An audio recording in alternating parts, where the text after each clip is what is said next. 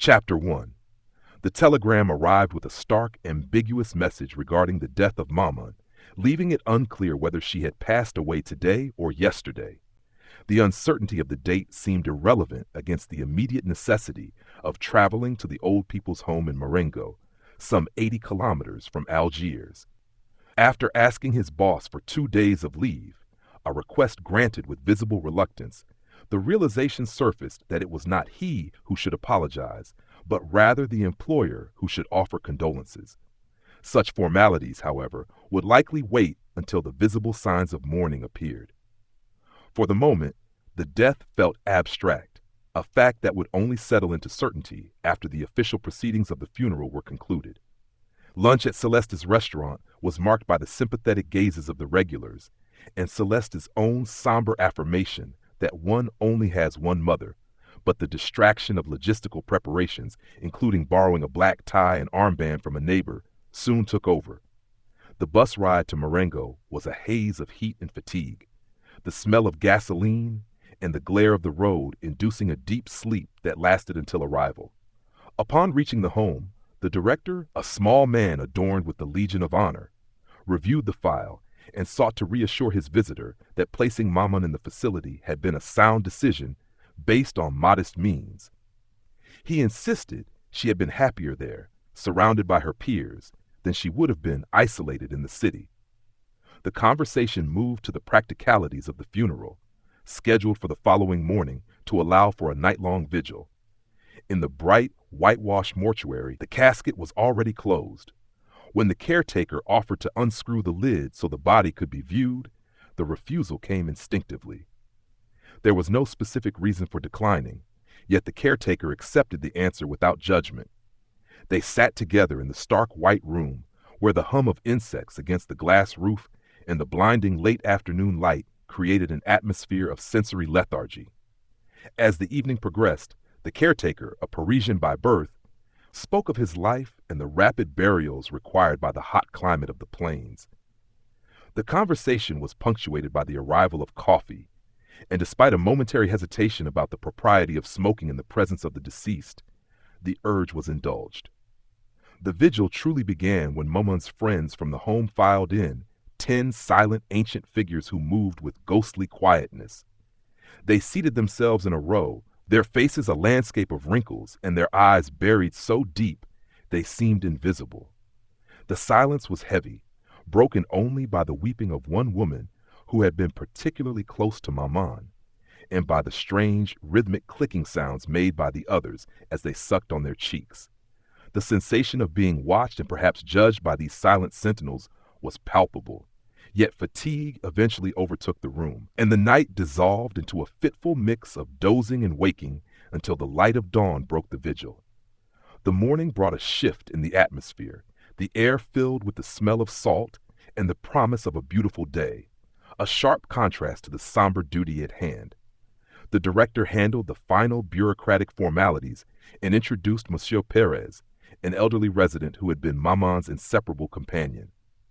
Though residents were rarely permitted to attend funerals, Perez's grief was so profound that an exception had been made. The procession formed in the intense morning heat, with the priest and the hearse leading the way, followed by the director, the nurse, and the limping figure of Monsieur Perez. The walk to the village church was a grueling ordeal under the relentless sun, the landscape shimmering with heat, and the air thick with the smells of varnish, incense, and melting tar. The march became a disjointed struggle against the elements. The glare of the sky was unbearable, and the tar on the road softened until feet sank into its black pulp.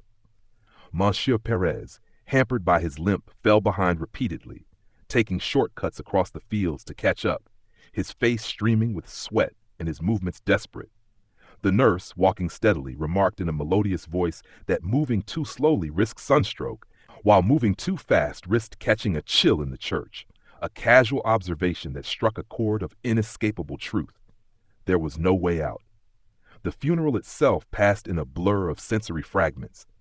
The blood-red earth covering the casket, the white roots of plants mixed in the soil, the fainting of Monsieur Perez, and the vivid red geraniums on the graves. The return to Algiers on the bus brought a rush of relief, The lights of the city signaling the end of the ordeal and the welcome prospect of 12 hours of uninterrupted sleep, closing a chapter defined less by grief than by the oppressive weight of physical sensation and ritual obligation.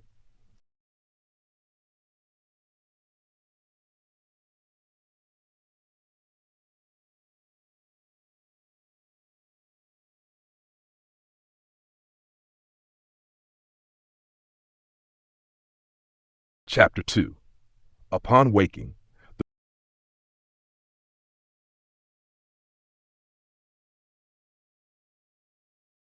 the reason for the boss's annoyance the previous day finally became clear. It was Saturday. In the haze of leaving, the calculation had been missed, but it was now obvious that the employer saw the 2 days of leave joined with the weekend as a 4-day vacation. While the timing of the funeral was hardly a matter of choice, the boss's perspective was understandable, even if the instinctive urge to say, "It's not my fault," remained. The fatigue from the trip to Marengo lingered, making it difficult to rise, but the decision was made to shake off the lethargy with a swim. The streetcar ride to the public harbor bath led to a dive into the channel, where the water was filled with young people. Among them was Marie Cardona, a former typist from the office. A mutual attraction had existed back then, though nothing had come of it before she moved on.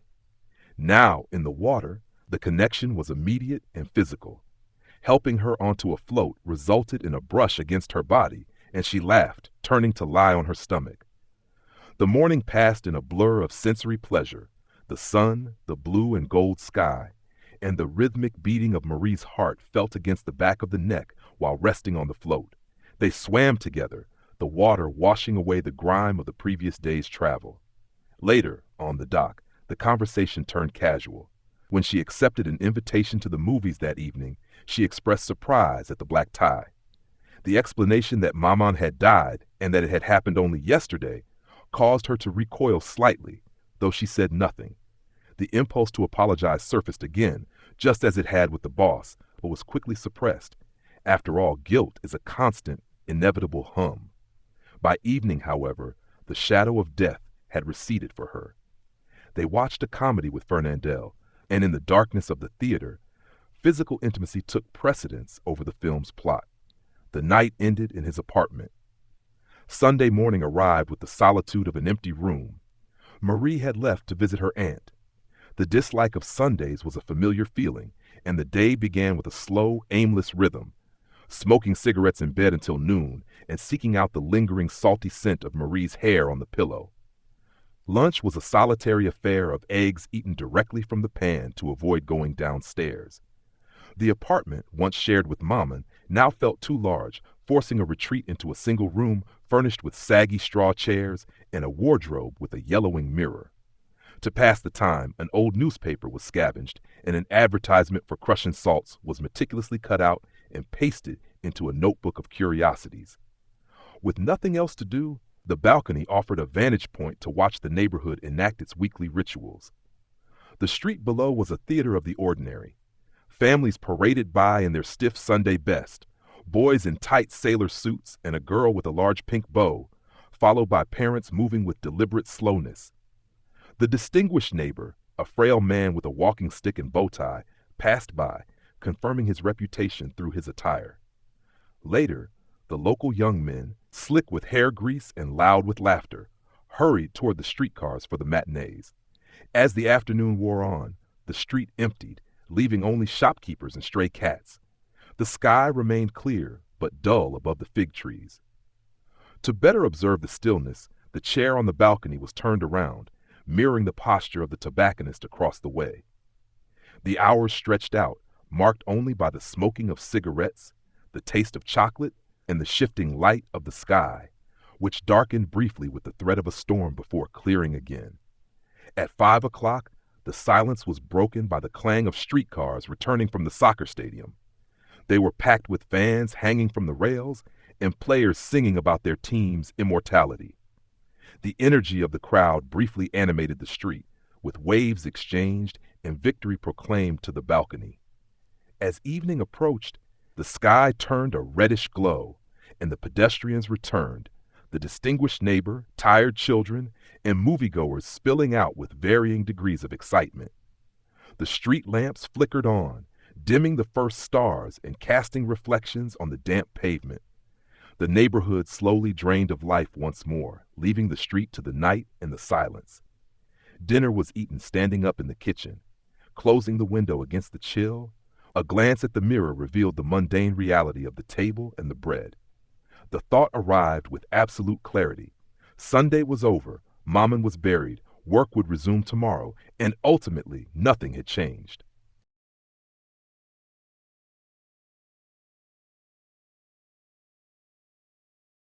Chapter 3. Work resumed with the inevitable return to routine, and despite the recent disruption, the day at the office required a focused effort. The boss was unexpectedly kind, inquiring about fatigue and asking for Maman's age. The answer, about 60, was vague enough to avoid error, yet it seemed to bring him a strange sense of relief, as if the matter were now officially closed. The morning was spent wading through a stack of freight invoices, a task that consumed the hours until lunch. Washing hands before the midday break remained a small, distinct pleasure, one that was notably absent in the evenings when the roller towel was damp and used, a minor grievance the boss had once dismissed as trivial. Lunch itself began with a burst of physical chaos when Emmanuel, a dispatcher, suggested chasing down a passing truck. The run was a breathless dash through the dust and noise of the port, dodging cranes and winches until they hauled themselves onto the moving vehicle, engulfed in the raw sensory overload of the harbor. By the time they reached Celeste's, they were dripping with sweat. Celeste, ever the fixture with his big belly and white mustache, offered his condolences and asked if things were all right now, to which an affirmative answer seemed the only necessary response. Hunger took over, followed by a rapid meal, coffee, and eventually a heavy drowsiness brought on by too much wine. A brief nap at home bridged the gap before the return to the office, where the afternoon heat built up indoors. The walk home in the evening along the docks was a welcome relief, the sky a calming green and the air cooling, though the desire for a simple meal of boiled potatoes hurried the pace. On the stairs, the darkness of the landing hid the familiar, grotesque tableau of old Salamano and his dog. For 8 years, the two had been inseparable, aging into a mirror image of one another. The spaniel, ravaged by a skin disease that left it nearly hairless and covered in scabs, walked with the same stooped, straining posture as its master. Their relationship was a ritual of mutual loathing. The old man pulled the dog dragged the man, and they froze on the sidewalk in a standoff of terror and hatred. Salamano's verbal abuse was constant, a stream of filthy acts, stinking bastard, directed at the whimpering animal. When greeted, the old man merely continued his cursing, leaning over the dog in a posture of suppressed rage, completely absorbed in his bitter private war. Just as Salamano disappeared, Raymond Sentes, the other neighbor, arrived. Widely rumored to live off women despite his claim of being a warehouse guard, Raymond was a figure of sharp dress and bruised knuckles. He bore a fresh bandage on his hand and, after a brief exchange about the pitiful state of Salamano's dog, extended an invitation for dinner. The offer of blood sausage and wine was accepted to save the trouble of cooking. Raymond's room was a small, windowless space, cluttered and dirty, decorated with a plaster angel, sports pictures, and photographs of naked women. The bed was unmade, and the atmosphere was thick with the smell of the paraffin lamp he lit, before settling in to tell the story behind his injured hand. He had been in a fight with the brother of his mistress, a woman he claimed to support financially, but who he suspected was cheating on him. Raymond recounted the details with a sense of righteous grievance. He had provided her with money for rent and food, yet she refused to work and complained of poverty. The discovery of a lottery ticket she couldn't account for, and a pawn ticket for bracelets he didn't know she owned, had confirmed his suspicions. He had beaten her until she bled, an escalation from his usual nice-like smacks, but he felt the punishment was insufficient. He wanted to inflict a deeper, more calculated humiliation. His plan was to lure her back with a letter, one that mixed sentiment with cruelty, only to sleep with her and then spit in her face at the final moment, throwing her out to crush her spirit. Raymond admitted he struggled to find the right words for such a letter and asked for help writing it. The request was straightforward, and without any reason to refuse, the task was accepted. The letter was written quickly, balancing the required emotional manipulation with the intended malice. Raymond was delighted with the result, praising the wording and declaring that they were now truly pals. The affirmation was accepted with the same indifference as the rest of the evening. As they finished the wine, the conversation drifted into a comfortable silence, broken only by Raymond's clumsy but well-meaning remark about Maman's death, that it was a thing bound to happen sooner or later. The sentiment was shared. It was simply the truth. Leaving the room, the transition to the solitude of the landing was jarring. The air in the stairwell was dark and dank, and standing there motionless, the only sounds were the blood pounding in the ears and the faint, miserable whimpering of Salamano's dog through the wall.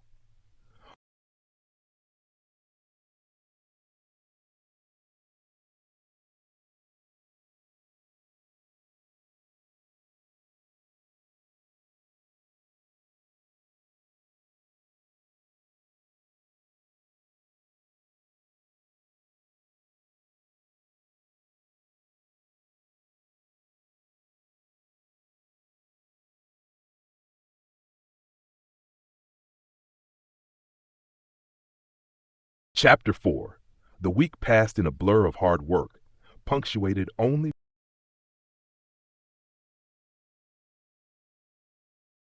by a brief visit from Raymond to confirm he had sent the letter, and a couple of trips to the movies with Emmanuel, who required constant explanations to follow the plot.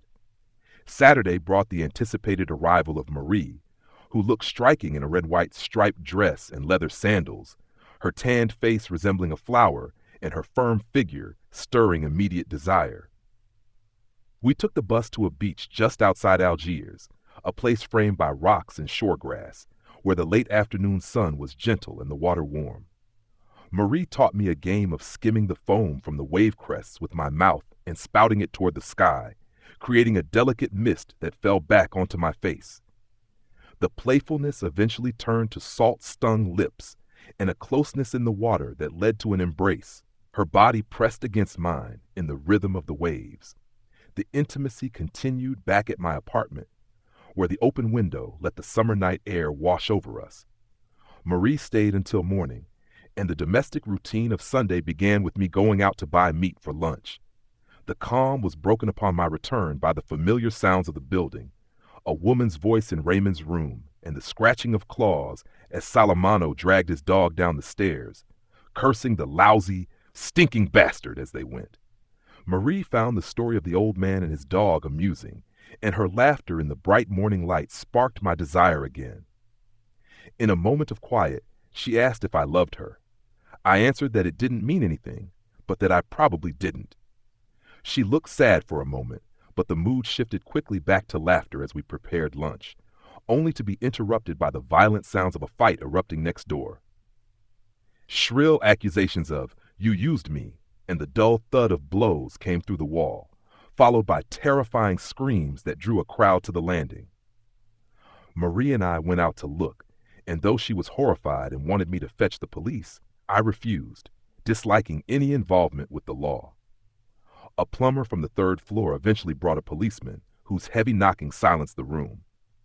When Raymond finally opened the door, he feigned innocence with a cigarette dangling from his mouth, while the girl inside wept and accused him of beating her. The officer's order to remove the cigarette was met with a hesitant drag, prompting a thick, heavy slap across Raymond's face that sent the cigarette flying. Humiliated, Raymond became meek, picking up the cigarette while the girl screamed that he was a pimp. The officer silenced them both, ordering the girl to leave, and Raymond to wait for a summons, chiding him for his drunken shaking. A tremor Raymond insisted was merely the result of the situation.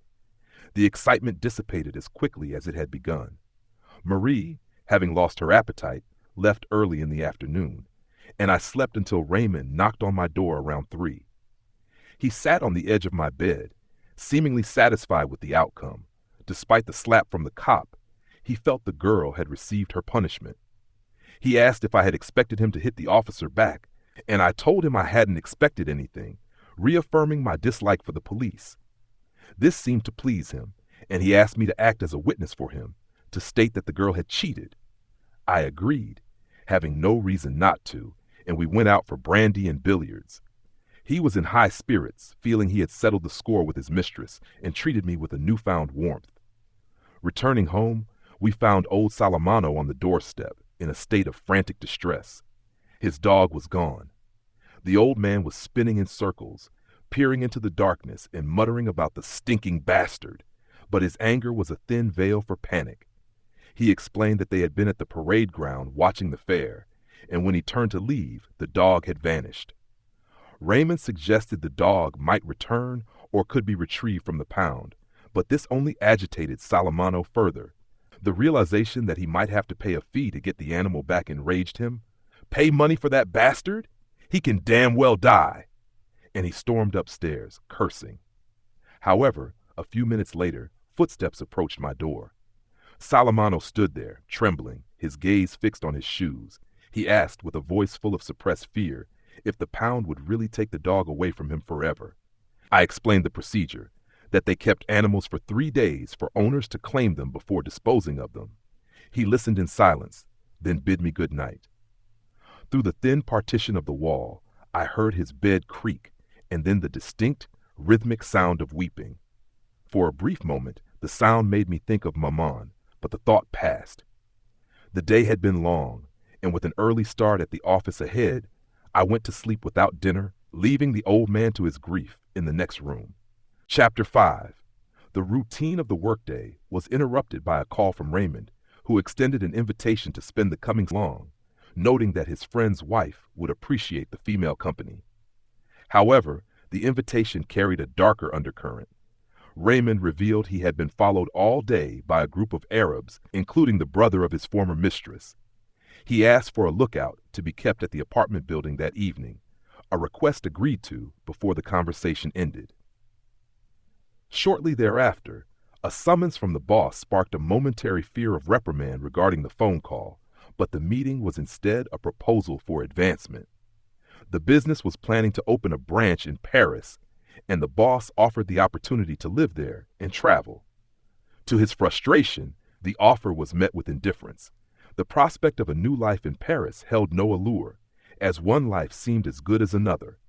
The boss's accusation of a disastrous lack of ambition prompted a private reflection on the student days when such aspirations existed, only to be abandoned with the realization that, ultimately, nothing really mattered. The evening brought Marie in a different kind of proposition. She asked if they should get married, and the answer given was that it made no difference, though they could if she wished. When pressed on the question of love, the reply remained consistent with previous admissions. It was likely not love, but that fact had no bearing on the act of marriage. Marie, momentarily silenced and perhaps confused by this detachment, concluded that this peculiarity was what made him attractive, even if it might one day become a source of hatred. She took his arm, smiling, and the matter was settled. Conversation turned to the boss's offer, and Marie expressed a romantic desire to see Paris. The description she received in return was stark and unvarnished. A place of dirty courtyards, pale people, and pigeons devoid of the glamour she imagined. After a walk through the town where the beauty of the women was noted with a shared understanding, Marie departed for the evening, leaving the dinner hour to be spent alone at Celeste's. The meal became a study in oddity when a strange little woman sat at the table. Moving with robot-like precision, she ordered her entire meal at once, paid in advance, and ate with rapid, jerky gestures. Her attention was entirely consumed by a magazine listing radio programs, which she meticulously checked off with a pencil, one by one. The mechanical nature of her existence was fascinating enough to prompt a brief pursuit down the street after dinner, but she moved with such unwavering speed and assurance that the interest soon faded, and she was forgotten before the walk home was complete. Upon returning to the apartment building, old Salamano was found waiting in distress. His dog was truly lost, rejected by the pound and likely killed in a traffic accident. The old man, usually defined by his anger, was now hollowed out by grief. Invited inside, he sat awkwardly, still wearing his hat, and spoke of his life. his failed theatrical ambitions, his railroad work, and his late marriage to a woman he hadn't loved but had grown used to. The dog had been a remedy for the loneliness that followed her death, and over the years, man and beast had aged into a shared decrepitude, bound by a routine of skin disease and mutual resentment that masked a deep, essential reliance. In the quiet of the room, Salamano shifted the conversation to Mon, acknowledging that the neighborhood had judged the decision to send her to the home harshly. He, however, offered reassurance that he knew the love between mother and son had been genuine.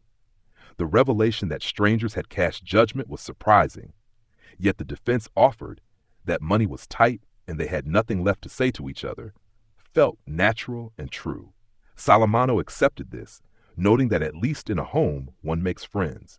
As he rose to leave, facing the emptiness of his own room, he offered his hand for the first time.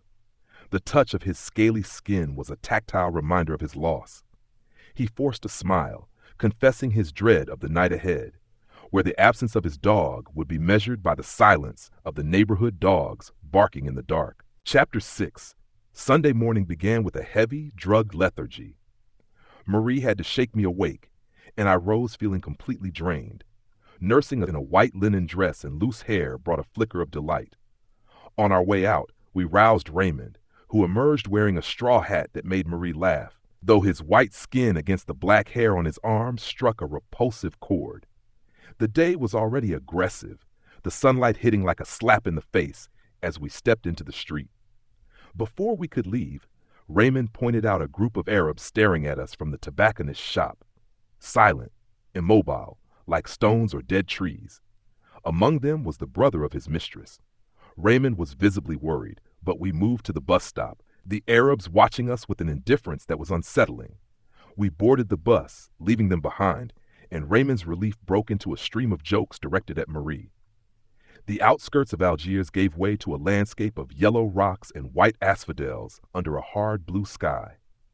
We arrived at a small wooden bungalow on the water's edge, owned by Raymond's friend Masson, a large man with a plump, sweet Parisian wife. The morning settled into a rhythm of leisure. Masson, Marie, and I swam in the cold water, moving in unison, feeling a rare and simple happiness. Later, we lay on the sand, the sun drying the water on our skin, inducing a warm, dozing contentment.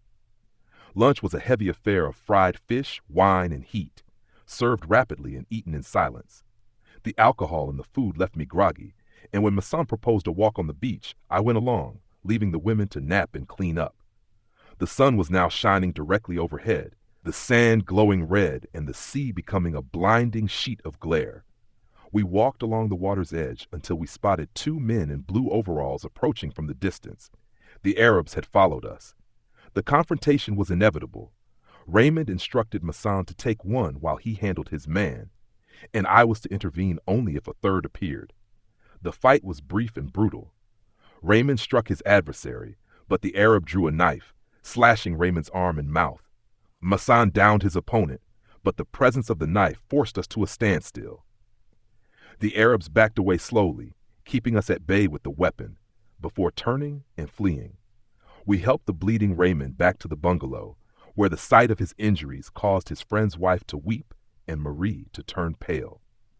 I found the female emotion exhausting and retreated to the porch to smoke and stare at the sea.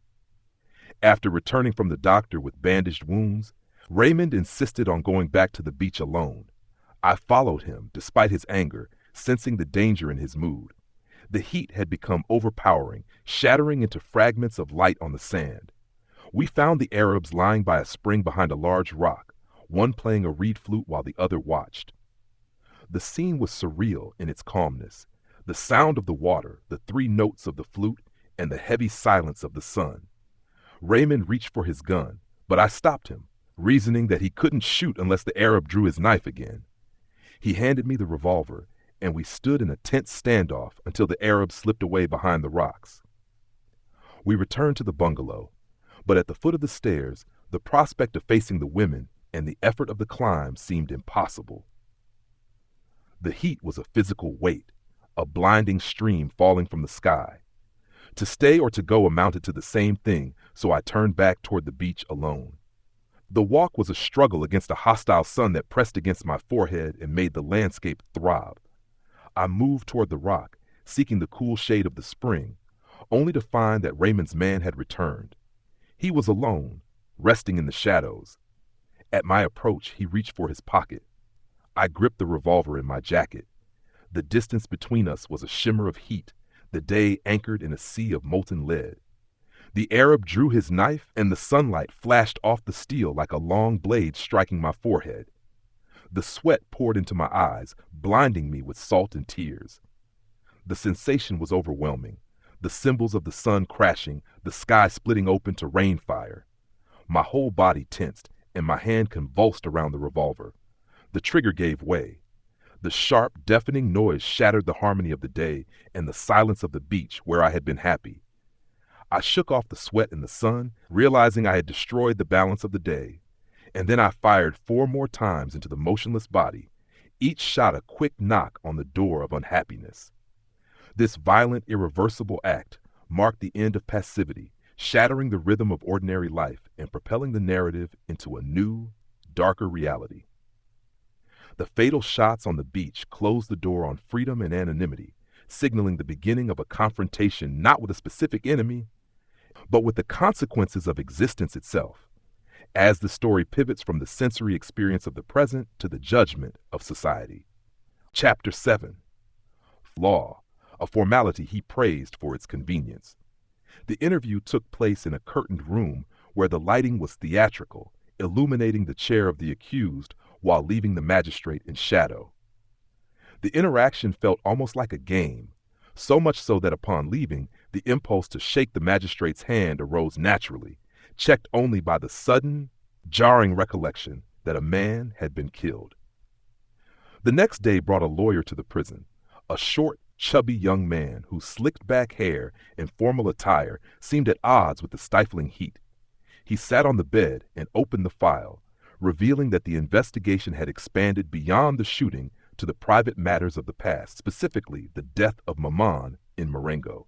The investigators had reported a display of insensitivity on the day of the funeral, a detail the lawyer found embarrassing but critical to address to prevent the prosecution from using it as a weapon. When asked if sadness had been felt that day, the question prompted a realization that the habit of self-analysis had been lost. The truth was offered plainly. While there was a fondness for Maman, physical exhaustion and the immediate demands of the body often eclipsed emotional depth. The day of the burial had been a haze of fatigue. This honesty, however, was insufficient for the lawyer, who grew agitated when his request to say that natural feelings had been held back was refused as a lie. He left with a look of disgust, unable to comprehend a refusal to play the game of the law, leaving behind a wish to explain that the desire was merely to be normal, just like everybody else. The subsequent meeting with the examining magistrate occurred in the heat of the afternoon, the office filled with light and flies. With the lawyer absent, the magistrate took up the questioning, starting with the description of the accused as taciturn and withdrawn, a characterization readily accepted simply because there was rarely anything worth saying. The conversation then moved to the events of the fatal day: the beach, the quarrel, the return to the spring, and the shooting.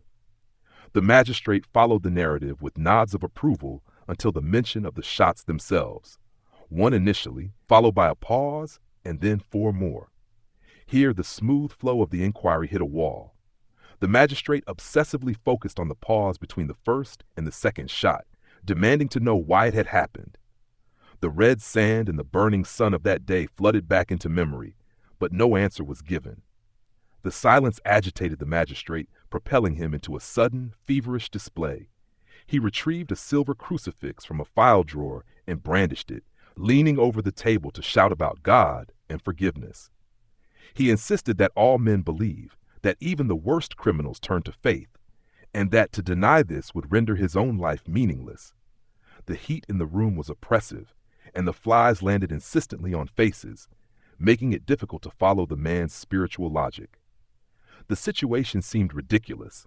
After all, the one in the wrong was the criminal, yet it was the judge who appeared on the verge of collapse. When finally pressed to answer if he believed in God, The denial was absolute. The magistrate fell back into his chair, exhausted and baffled, murmuring that he had never encountered a soul so hardened, noting that all others had wept before the image of suffering. The realization that this hardened state confirmed the status of criminal was jarring, an identity that still felt foreign. Over the following 11 months, the intensity of these sessions faded into a bureaucratic routine. The magistrate seemed to accept that the soul before him was unreachable, and the questioning shifted from spiritual interrogation to cordial, almost familial exchanges involving the lawyer. The case took its course, stripped of the initial drama, and the meetings became moments of respite from the prison cell.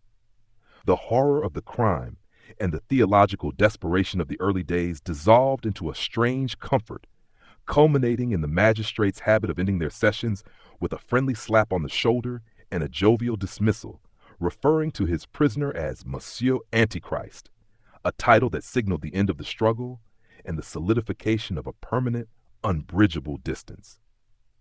Chapter 8. There are aspects of prison life that are difficult to discuss, a reluctance that set in only a letter explaining she could no longer come because she was not a wife, that the cell became a permanent home and life ground to a definitive halt. The journey began in a communal room filled mostly with Arabs who laughed until they learned the nature of the crime, killing an Arab. Silence followed, and in the darkness of that first night, bugs crawled across a face pressed against a makeshift mat. A few days later, solitude replaced the crowd, and the world shrank to a cell with wooden boards suspended from the wall, a bucket, a tin wash basin, and a small window framing a slice of the sea. The visit from Marie was a singular event, marked by a disorienting assault on the senses. The path to the visiting room wound through corridors and stairs, ending in a vast space divided by iron grates. Visitors and prisoners were separated by a wide gap of 10 meters, forcing intimacy to become a shouting match. Marie stood at the far end, her face tanned and her dress striped, sandwiched between a shouting wife and a murmuring old woman. The noise was overwhelming, a cacophony of voices bouncing off bare walls, mixed with the harsh, blinding light pouring in from the bay window. The atmosphere induced a kind of dizziness. Amidst the shouting about baskets and husbands, Marie's voice cut through, insisting on hope, on acquittal, on marriage and swimming. Her smile was constant, her teeth sparkling, but the distance reduced the connection to a visual struggle, a desire to squeeze her shoulders through the dress, frustrated by the iron bars and the roar of the room. When the time ended, she was still pressing her face against the grate, wearing a sad, forced smile that lingered in memory long after the guards led the way back to the silence of the cell. With the cessation of visits came the true adjustment to confinement. The initial torment was physical, the absence of cigarettes and the persistent, abstract desire for women. The deprivation of tobacco caused nausea and irritability, leading to the pathetic habit of sucking on wood chips, splinters from the bed planks. When the head guard explained that the loss of freedom and these specific denials constituted the punishment itself, the logic was undeniable. Over time, the cravings dulled, and the challenge shifted from managing desire to killing time. The mind became the primary tool for survival. A memory game was devised. Starting at the door of the bedroom back home, every object, surface, and crack would be mentally cataloged. At first, the exercise was brief, but soon it expanded to fill hours, retrieving forgotten details and proving that a man with only a single day's worth of memories could survive 100 years in prison without boredom.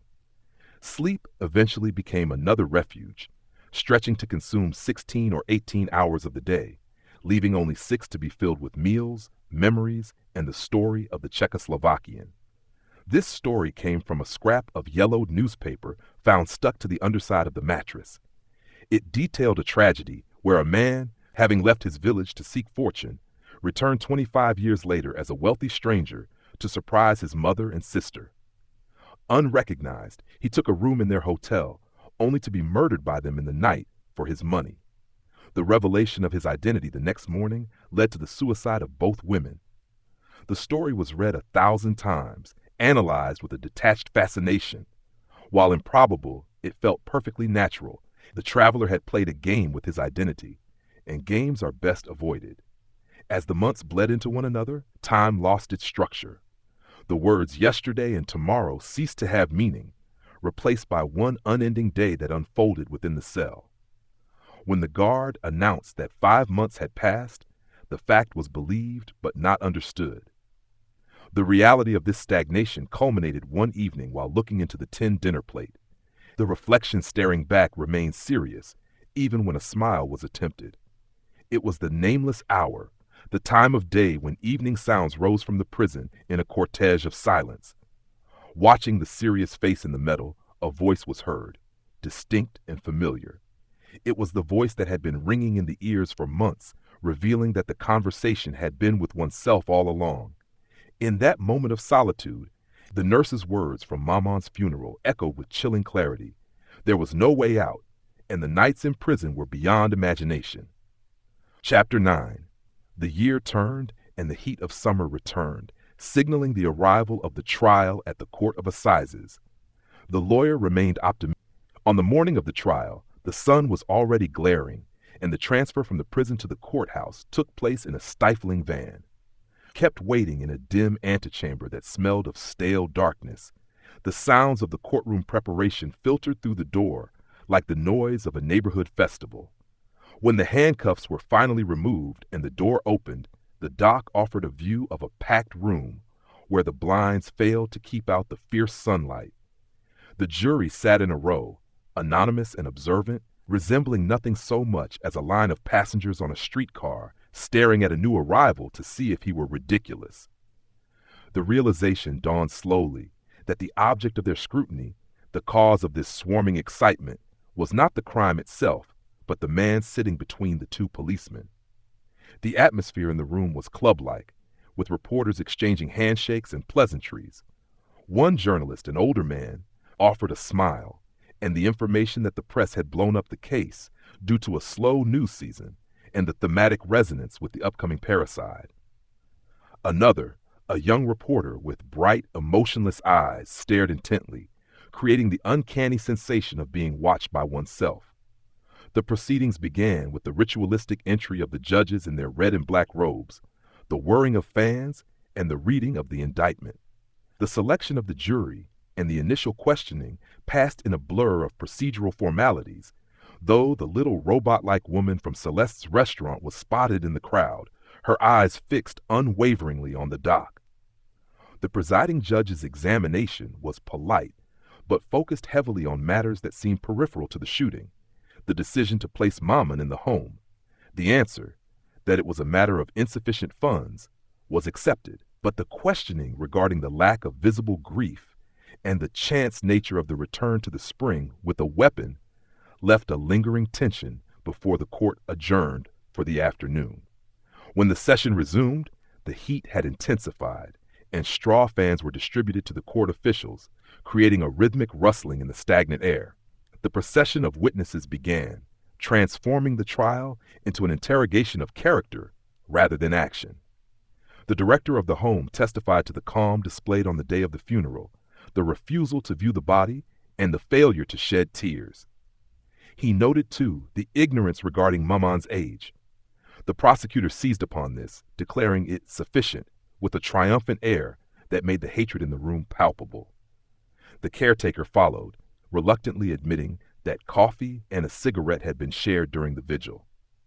The prosecutor exploded in moral outrage, twisting the act of offering a cigarette into a damning indictment of a son who would smoke in the presence of his dead mother. The lawyer's attempt to point out that the caretaker had also smoked was brushed aside. The guilt lay in the heart of the son, not the stranger. The testimony continued to dismantle any defense of normalcy. Thomas Perez, too old and sad to have seen anything clearly, could not confirm that tears were shed, a fact the prosecutor noted gravely. Celeste, called by the defense, tried desperately to explain the crime as merely bad luck, his eyes glistening with a helpless loyalty that sparked a sudden strange desire to kiss him, but his goodwill was powerless against the machinery of the court. Then came Marie. Her beauty was evident even in her nervousness, but her testimony was devastating. Under the prosecutor's relentless questioning, she revealed the timeline, the swim, the cinema, and the intimacy, all beginning the day after the funeral. When she admitted the film was a comedy, silence descended on the room. The prosecutor rose, pointing a finger, and painted a portrait of a man who, the day after his mother's death, indulged in shameful debauchery and laughter. Marie's sobbing protests that it wasn't like that were silenced as she was ushered out. The final witness was Raymond, whose attempt to testify to innocence was quickly dismantled by his own reputation.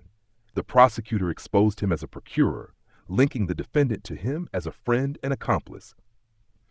The arguments of chance regarding the presence at the beach and the writing of the letter were mocked. The prosecutor's summation was a thunderclap. He accused the prisoner not merely of killing a man, but of burying his mother with a heart already criminal. The lawyers shouted objection, asking if the trial was for murder or for the funeral, was met with the prosecutor's retort that the two were profoundly linked. The day ended in a wash of exhaustion and defeat. Leaving the courthouse to return to the van, the smell of the summer evening and the familiar sounds of the town, the vendors, the birds, the streetcars, evoked a sharp memory of happiness.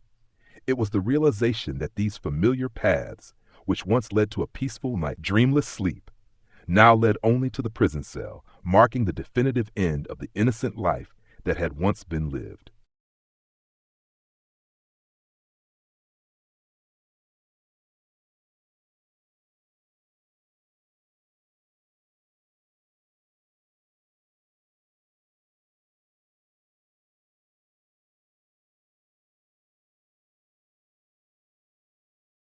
Chapter 10. Even from the isolation of the prisoner's dock,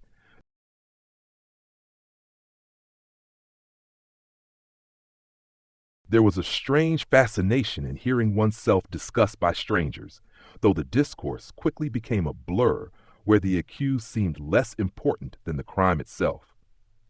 As the trial moved into the summations, the prosecutor and the defense lawyer engaged in a battle of words that felt increasingly detached from the reality of the man sitting between the policemen. The lawyer pleaded guilty with explanations, while the prosecutor proclaimed guilt without them, but both spoke as if the accused were merely a prop, deciding his fate without once asking for his opinion. There were moments when the urge to intervene, to shout that being the accused counted for something was strong, yet the impulse always faded into silence. The reality was that there was nothing to say, and the interest others took in the proceedings was not enough to sustain attention. Boredom set in quickly during the prosecutor's speech, with only fragments, a gesture here, a specific phrase there, piercing the lethargy. The prosecutor's narrative was constructed with terrifying consistency. He painted a picture of a premeditated crime, proving his case first through the facts and then through the dim light cast by the mind of this criminal soul. He wove the events of the recent past into a damning tapestry. The insensitivity at the home, the ignorance of Maman's age, the swim with Marie the day after the funeral, the Fernandel movie, and the return to the beach with Raymond. To the prosecutor, these were not disparate events, but a linear path of moral bankruptcy. He argued that the liaison with Marie and the friendship with Raymond were calculated moves by a monster of doubtful morality to lure a victim into a trap. The return to the spring was depicted not as a chance occurrence, but as a cold, planned execution, finalized by 4 thoughtful shots into a motionless body. He insisted that this was no ordinary murder, but the act of an intelligent man who knew the value of words and actions, stripping away the possibility of a thoughtless crime. Listening to this, the realization surfaced that intelligence was being used as a weapon against the defense.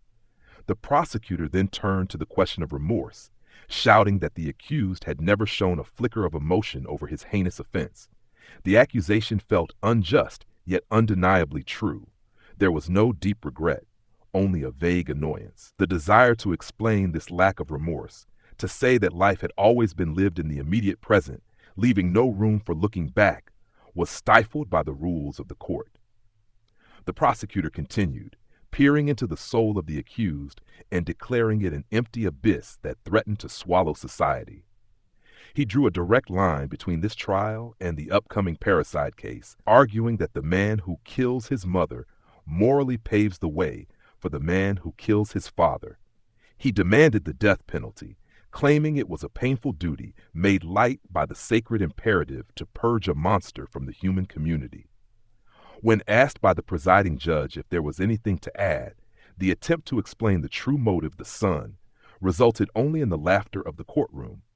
The defense lawyer then took the floor, but his strategy felt equally alienating. He spoke in the first person, saying "I" when he meant the accused, effectively erasing the man in the dock and substituting himself. He rushed through the plea of provocation and focused on praising the moral character of a model son and honest worker, arguing that the state-subsidized home was a necessity of poverty, not cruelty.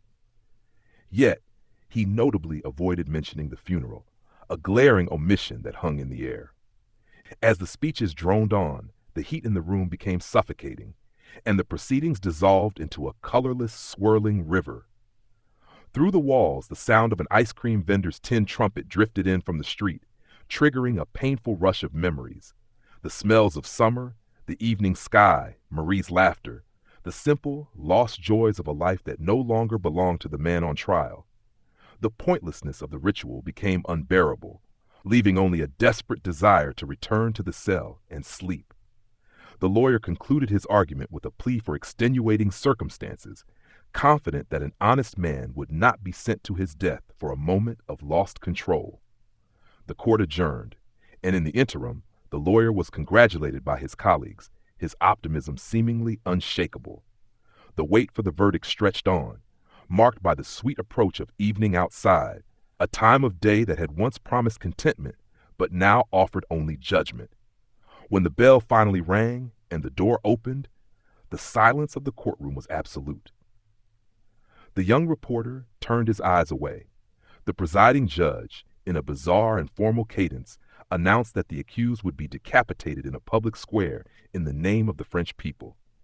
The meaning of the words settled on the faces of those present, transforming their expressions into a look of gentle consideration. There was nothing left to think, nothing left to say. When asked one last time if there was any statement to make, the answer was a simple no, and the journey from the courtroom to the final darkness began. This verdict marks the definitive collapse of the protagonist's passive existence, stripping away the illusion that life can be lived without consequence or engagement. The transition from the sensory world of the beach to the abstract judgment of the court is now complete, leaving him to face the stark reality of his execution and the inevitable confrontation with the meaning of a life that has been officially condemned.